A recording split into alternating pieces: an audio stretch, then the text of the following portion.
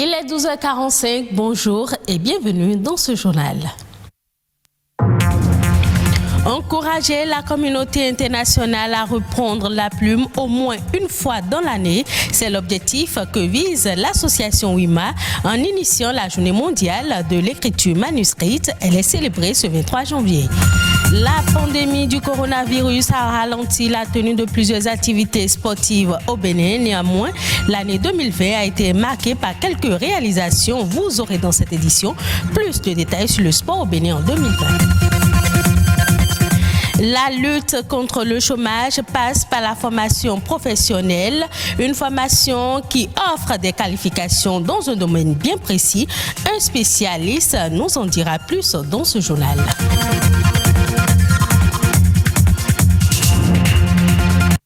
Ce 23 janvier, la communauté internationale célèbre la journée mondiale de l'écriture manuscrite. Une journée qui vise à redonner à la population la passion des lettres avant la venue des GSM et du net. Ce jour marque également la date anniversaire de John Hancock, premier signataire de la Déclaration d'indépendance des États-Unis avec son stylo. Remonte votre dernière lettre à un ami, à un parent vivant à l'extérieur ou à votre amoureux. Depuis l'apparition des GSM, très peu de personnes prennent encore le plaisir à adresser des lettres à des proches. Même sur les lieux de travail, le mail remplace plus facilement les mots écrits au stylo. La célébration ce 23 janvier de la Journée mondiale de l'écriture manuscrite nous vient des États-Unis et plus particulièrement de l'association WIMA.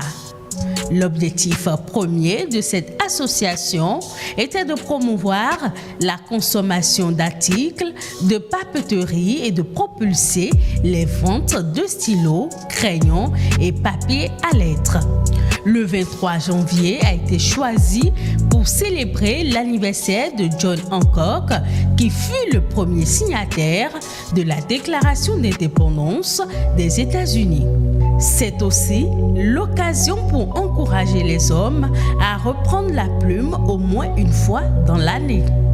En cette journée de l'écriture manuscrite, pourquoi ne pas prendre un moment pour envoyer une lettre au lieu d'un mail? Écrire dans votre journal ou en commencer un. Ou tout simplement laisser un post-it tout doux sur votre frigo pour votre amoureux ou votre amoureuse. L'année dernière, Moleskine, la célèbre marque de carnet, avait lancé un appel à montrer son écriture sur les réseaux sociaux. D'après la page N'oublie pas d'écrire, cette année, le principe est d'écrire un message à la main sur un carnet ou une feuille simple, prendre son œuvre en photo et la poster sur les réseaux sociaux avec le hashtag JM écriture manuscrite. L'année 2020 a été spéciale pour les amoureux du sport en général et ceux du Bénin en particulier. Du fait de la pandémie du coronavirus, la plupart des activités sportives prévues au Bénin en 2020 ont été reportées pour 2021. Le sport béninois a cependant brillé par quelques activités et prestations de certains athlètes. Daniel Sosa nous en fait un flashback. Régler les problèmes de manque de ressources pour financer le sport et la création de meilleures conditions pour les sportifs. C'est l'objectif que se sont fixés les responsables du sport béninois dès l'entame de l'année 2020 à travers une rencontre entre le ministre des Sports Osvaldo Meki et les représentants des différentes fédérations sportives le 26 février 2020. Ceci à travers des activités pour la mise en œuvre des réformes entreprises dans le cadre du programme d'action du gouvernement. Mais du fait de la pandémie du coronavirus, le gouvernement béninois a décidé de la suspension de toutes les manifestations et de la fermeture des aires de jeu et autres stades publics. Ainsi, la plupart des activités inscrites dans l'agenda 2020 du sport au niveau des différentes disciplines ont été mises aux arrêts. C'est le cas du championnat national de football, à l'instar de ceux des autres disciplines sportives. Malgré cela, le sport béninois en 2020 n'a pas été sans trace.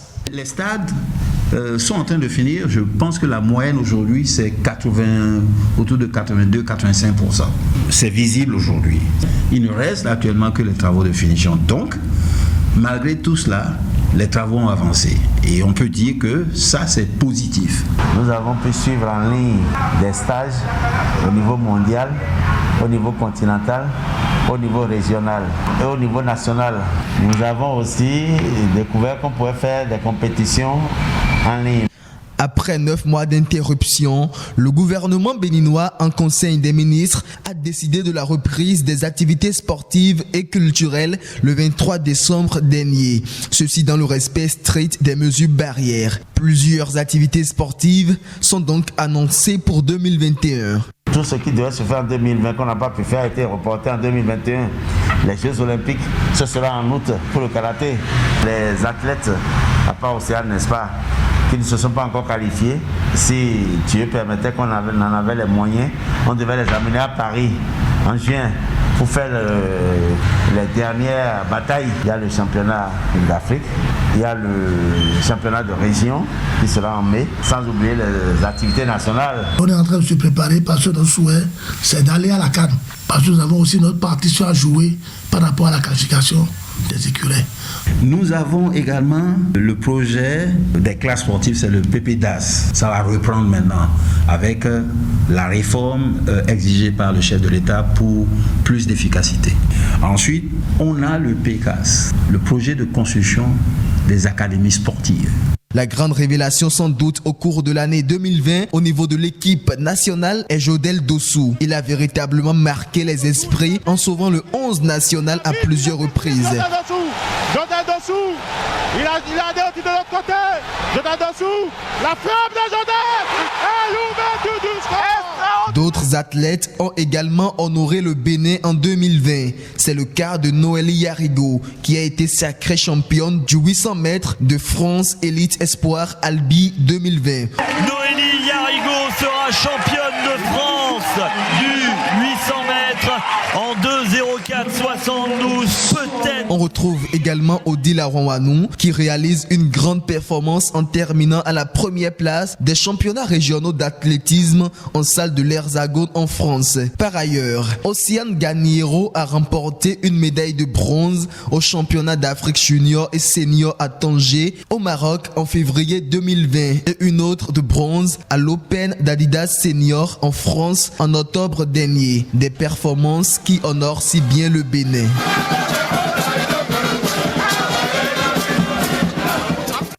Vous le savez certainement, se faire former vous permet d'acquérir des connaissances dans plusieurs domaines, mais la formation professionnelle offre des qualifications dans un domaine précis, ce qui oblige les demandeurs d'emploi à être plus compétitifs sur le marché de l'emploi pour répondre aux exigences des recruteurs. La formation générale, c'est qu'elle est générale et au bout du compte, vous n'êtes pas en mesure de dire voici ce que j'ai appris et voici ce que je peux faire. Mais la formation professionnelle, elle est spécifique. Voici ce que j'ai appris et ça me permet de faire ça, de faire ça, de faire ça. Parce que tout est question d'objectif professionnel. Qu'est-ce que vous voulez ? Quel est votre objectif ? Vous voulez aller où ? Vous voulez faire quoi ? C'est une question de motivation. Il y a des gens qui décident d'aller dans la recherche. Ils savent pourquoi et c'est parce qu'ils en ont la passion, la motivation. Donc, la question c'est que lorsque vous faites une formation professionnelle, dans 99% des cas, vous avez un savoir-faire. Et c'est grâce au savoir-faire qu'on peut travailler pour son propre compte ou pour le compte d'autrui. Aujourd'hui, lorsque vous embrassez une formation professionnelle, la probabilité pour que vous ne chômiez pas, elle est très forte. comparé à la formation d'ordre généraliste. Parce que le marché est comment? Lorsque tu cherches du travail, on va te poser une question. Qu'est-ce que tu veux faire? Et ce que tu veux faire, est-ce que tu sais le faire? Est-ce que tu en as les savoir-faire? Toute la question est là. Aujourd'hui, ce que vous avez appris, il faut être en mesure de bien le faire. Parce que vous n'êtes pas le seul sur le marché. Bien le faire, soit pour ton propre compte, alors tu es dans l'auto-emploi, l'emploi indépendant, ou pour le compte d'autrui, et c'est parce que tu sais bien le faire qu'il va te payer un salaire. À présent, la nation, en bref, une compilation des faits ayant marqué le Bénin. C'est une réalisation de Amandine Agnamboussou. L'Union européenne a encore mobilisé 46,56 millions d'euros pour le compte du gouvernement béninois. C'est dans le cadre de l'atténuation des conséquences du coronavirus. Ces fonds vont permettre d'appuyer les efforts du gouvernement pour répondre aux conséquences sanitaires et socio-économiques liées à la COVID-19. Le gouvernement pourra non seulement soutenir les couches les plus vulnérables en cette période de pandémie, mais aussi maintenir sa stabilité macroéconomique. Ces fonds viennent compléter l'appui de 10 millions d'euros octroyé au Bénin en juin 2020 par l'Union européenne ainsi que le programme d'appui budgétaire mis en œuvre dans les domaines de l'agriculture, des finances publiques, de la décentralisation et de la déconcentration. Après la phase pilote du volet assurance maladie du projet assurance pour le renforcement du capital humain H dans cette commune, le gouvernement lance sa généralisation dans d'autres communes.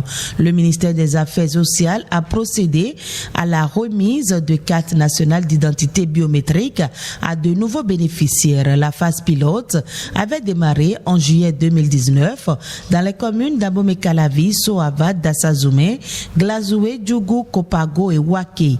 Il a impacté 105 000 personnes. Au regard des acquis recensés durant cette phase, le gouvernement a décidé de l'étendre à d'autres bénéficiaires. Avec cet élargissement, 180 000 nouveaux bénéficiaires seront désormais couverts par l'assurance maladie. Pour bénéficier de l'assurance maladie, il faut être détenteur de la carte nationale d'identité biométrique. Elle prend en charge gratuitement toutes les consultations générales, 22 affections et actes médicaux, ainsi que les analyses biomédicales et les médicaments nécessaires au traitement.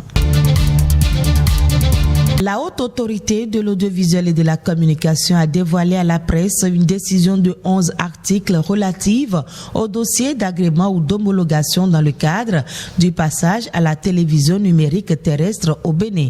Cette décision définit les modalités et fixe les pièces à fournir pour les dossiers d'agrément ou d'homologation des équipements.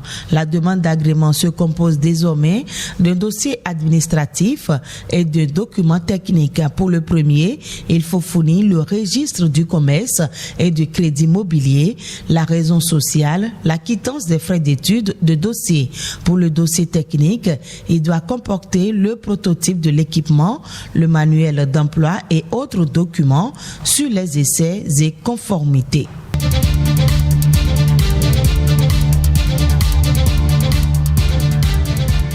Au Ghana, la Bourse des produits de base envisage d'introduire des contrats sur le cacao dans les prochaines années. Selon le chef des opérations, cette démarche devrait permettre de promouvoir la consommation locale de fèves en facilitant l'accès des transformateurs locaux à la matière première. Si ce projet se concrétise, l'un des défis pour les autorités résidera dans la construction et la gestion d'entrepôts dans les zones cacaoyères qui vont permettre aux producteurs de stocker de manière adéquate leur récolte pour obtenir des récépissés servant de garantie afin d'obtenir des prêts bancaires. La Bourse des produits de base négocie via sa plateforme électronique 5 denrées, à savoir le riz, le maïs, le soja, le sorgho et le sésame.